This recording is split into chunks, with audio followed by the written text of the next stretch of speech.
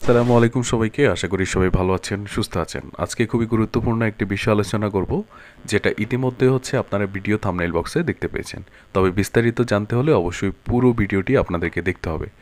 প্রতিনিয়ত যেহেতু আমরা ব্যাংক রিলেটেড ভিডিওগুলো আপলোড করছি, সেই ক্ষেত্রে আপনারা দেখতে পাচ্ছেন যে আমরা প্রতিনিয়ত যে ব্যাংক রিলেটেড ভিডিওগুলো আপলোড করি, আপনার নোটিফিকেশান হিসেবে অথবা আপনার ভিজিটে বা আপনার স্ক্রলিংয়ে যদি আমাদের ভিডিওগুলো পেতে চান, সেক্ষেত্রে অবশ্যই চ্যানেলটিকে সাবস্ক্রাইব করে আমাদের ভিডিওগুলো দেখতে হবে আপনাদের।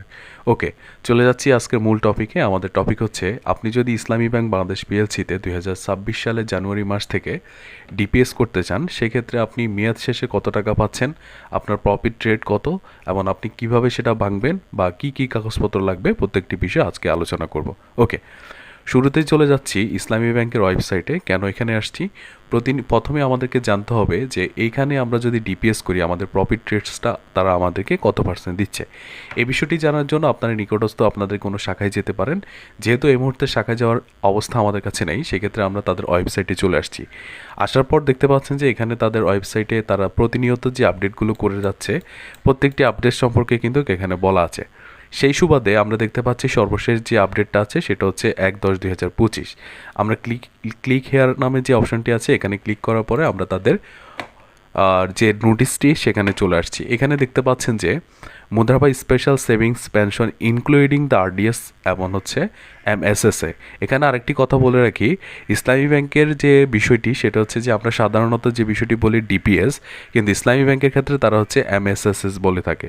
এখানে এমএসএস মানে মুদ্রাবা স্পেশাল সেভিংস অ্যাকাউন্ট। এবার সর্বনিম্ন আমরা যদি দেখি 3 বছর পর্যন্ত তাদের মেয়াদকাল রয়েছে এবং সর্বোচ্চ 10 বছর পর্যন্ত। তার মানে আপনি 3, 5 এবং 10 বছর এই তিনটি মেয়াদে আপনি টাকা জমা রাখতে পারবেন। এর পাশাপাশি দেখতে পাচ্ছেন যে তাদের যে প্রফিট রেটসগুলো আছে, তারা কিন্তু 6.75, 7.25 এবং 7.75% হারে কিন্তু তারা রেটে প্রফিট দিবে। এটা যেহেতু আমরা কালেকশন করেছি, এখন একটু ক্যালকুলেশনে আমাদেরকে চলে যাওয়া উচিত। তাই আমরা আপনাদের সুবিধার্থে আমরা একটা ক্যালকুলেশন আগে থেকেই বের করে রেখেছি। আপনারা যদি স্ক্রিনের দিকে তাকান, এখানে বলা হয়েছে ইসলামী ব্যাংক বাংলাদেশ পিএলসি এমএসএসএ, পাশাপাশি আমরা ডিপিএস লিখেছি। যেহেতু অনেকে আমাদের এখানে ভিডিওগুলো দেখবেন, এমএসএসএ লিখলে হয়তোবা অনেকে বুঝতে পারবেন, তবে ডিপিএস লিখলে খুব সহজে সবাই বুঝতে পারবে। 2026 সালে যেহেতু এখন আমরা সেটাও লিখেছি। মুনাফা পরিবর্তন হয় যে কোনো সময় ইসলামী ব্যাংকের ক্ষেত্রে, বা বাংলাদেশে যতগুলো ইসলামী শরিয়া ব্যাসেট ব্যাংক আছে, প্রত্যেকটি ব্যাংকেই কিন্তু তাদের প্রতিনিয়ত যে রেটগুলো আছে এগুলো কিন্তু আপ টু ডেট হতে থাকে। তার পাশাপাশি দেখতে পাচ্ছেন আমরা এখানে মাসিক জমা স্কিম রেখেছি। এখানে আমরা সর্বোচ্চ 5,000 টাকা পর্যন্ত হিসেবটি ক্যালকুলেশন করেছি। আপনারা চাইলে এর বেশিও আপনারা করতে পারবেন। হ্যাঁ, আরেকটি বিষয় আপনাদেরকে জানিয়ে রাখি, এখানে 500 টাকা এবং সর্বনিম্ন 500 টাকা থেকে আপনি সর্বোচ্চ 50,000 টাকা পর্যন্ত প্রত্যেক মাসে জমা রাখতে পারবেন। আরেকটি বিষয় বলে রাখছি, সেটা হচ্ছে যে এখানে গুণিতকের সিস্টেম। অনেকেই বলতে পারেন যে আপনি 500 টাকা, 1000 টাকা অথবা 1500 টাকা করতে পারছেন না কেন। সেই ক্ষেত্রে বলবো যে ইসলামী ব্যাংকের এই সিস্টেমটি যে একেবারে গুণিতক সিস্টেম, যেমন 500, 1000, 2000 এরকম করে আপনি রাখতে পারবেন। আপনি কোনোভাবেই 2500 টাকা বা 3500 টাকা এইভাবে জমা দেওয়া যাবে না। পাশাপাশি আমরা যেহেতু বলেছি 3 বছর মেয়াদে, 5 বছর মেয়াদে এবং 10 বছর মেয়াদে, এবং এখানে যে রেটগুলো দেখতে পাচ্ছেন এগুলোই যে মূলত লাভ, যে আমরা এখান থেকে যতগুলো টাকা লাভ পেয়েছি। এবার আমরা যদি একটু ক্যালকুলেশনগুলো দেখি, আমরা যদি 500 টাকা 3 বছরের জন্য রাখি, 20,981 টাকা পাচ্ছি সবগুলো মিলিয়ে, এবং এখানে লাভ এবং আসল মিলিয়ে 5 বছর পরে 37,695 টাকা। 10 বছর পরে এখানে আমাদের যে রেট আছে সেটা 92,518 টাকা। এখানে আরেকটি কথা বলছি আপনাদেরকে, সেটা যে এখানে যে রেটগুলো আমরা বের করেছি, এখানে কিন্তু রেটগুলো সরাসরি কিন্তু আপনাদের প্রফিট এবং আপনাদের যে মূল টাকা সেটা কিন্তু এখানে যোগ করে আমরা বসিয়েছি। এখানে আরেকটি বিষয় ক্যালকুলেশন হবে, সেটা যে আপনাদের যে লাভগুলো দেওয়া হয়েছে সেই লাভের থেকে কিন্তু আপনাদের 15% অথবা 10% উৎসে কর কাটা যাবে। এখন কেন কাটা যাবে এটা কিন্তু প্রকৃতভাবে যে আমরা জানি যে বর্তমান যে ট্যাক্স রেট আছে সেটা যে 15%। সেক্ষেত্রে সেই সুবাদে কিন্তু আপনাদের প্রফিট থেকে কিন্তু এই টাকাগুলো কেটে রাখবে। পাশাপাশি আপনারা যখন ডিপিএসগুলো ক্লোজ করতে যাবেন, সেটা ব্যাংক নির্ধারিত হারে ক্লোজিং চার্জ কাটবে। এ বিষয়ে আমাদের এই মুহূর্তে জানা নেই। এখন দেখতে পাচ্ছেন যে 500 টাকা পর্যন্ত যেহেতু এই রেটগুলো আছে, আমি বাকিটা সামনে বলছি না, আপনারা স্ক্রিনশট বা স্ক্রিনে দেখতে পাচ্ছেন। কিছু বিষয় আপনাদেরকে বলে রাখি, যেমন যে অনেকেই বলতে পারেন যে আমি 5 বছরের জন্য ডিপিএসটি করেছি, 5 বছরের মাথায় আমার 5 বছরের আগে পূর্বে আমি যখন ডিপিএসটা আমার প্রয়োজন হবে, সেক্ষেত্রে আমি কিন্তু ভাঙতে পারবো কি না। হ্যাঁ, এখানে যদি আপনি 5 বছরের জন্য ডিপিএসটি করে থাকেন, যদি এর পূর্বে আপনার কোনো কারণে টাকার প্রয়োজন হয়ে থাকে, সেক্ষেত্রে কিন্তু আপনি ডিপিএসটি ক্লোজ করতে পারবেন। এবং আরেকটি বিষয় বলে রাখি, আপনাদের ডিপিএসের যে টাকা জমা হবে সেই টাকার উপরে কিন্তু আপনি কিন্তু 80% থেকে 90% পর্যন্ত ইসলামী ব্যাংক থেকে লোন সুবিধা পাবেন।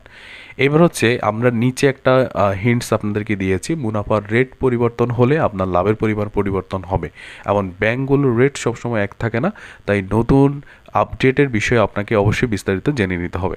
এখানে যে ক্যালকুলেশনগুলো আমরা করেছি বা দেখিয়েছি, এটা হচ্ছে পরবর্তী সময় নাও থাকতে পারে। কেন হচ্ছে, আপনার যে এখানে রেটগুলো দেখতে পাচ্ছেন, এই রেটগুলো পরিবর্তন হতে পারে, বা নির্ধারিত ব্যাংকের নতুন আপ টু ডেট যখন রেট আসবে সেগুলো পরিবর্তন হতে পারে।